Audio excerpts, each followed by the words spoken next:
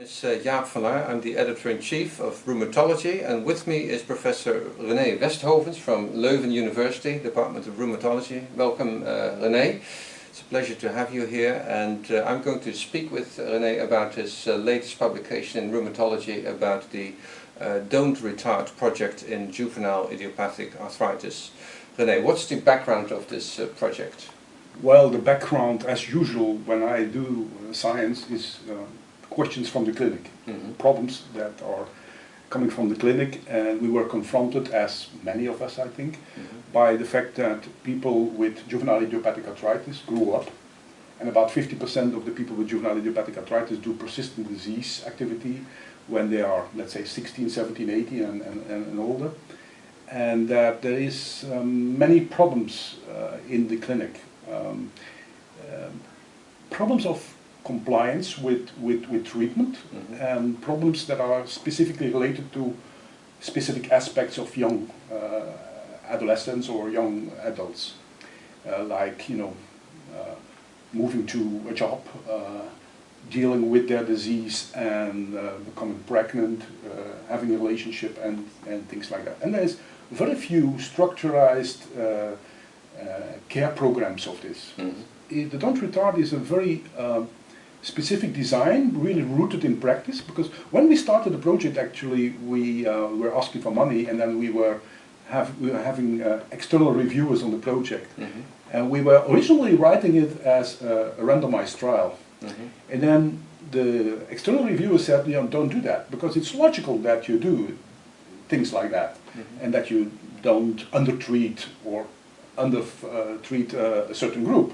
So don't do a randomized controlled trial. So it's based on all patients in the rheumatology department, the pediatric rheumatology department in our hospital, and it's essentially a brief intervention. So it's not very complicated, something very complicated. It started with having a nurse that is functioning as an expert in transition and is guiding these youngsters during their, let's say, from the age of 14, 15, 16, 17.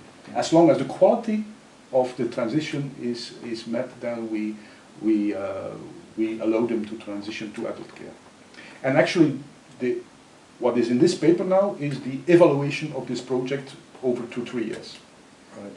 So the hallmarks of this project are it's relatively flexible, it's structured, and it depends on the on the nurse, right? Yeah. So in parallel to routine care, you've also appointed a nurse. So what was the kind of key outcome of this study? Were people happy with the program? Well, of course, key outcome. One of the problems if you do research like this, that these are not hundreds of patients in one center that are transitioning every year. Right. How many children we have between study? 20, 30 like that, and they are transitioning during 1.5 years, and so for that reason, if you really want to focus on the efficacy aspects, this is mostly not feasible.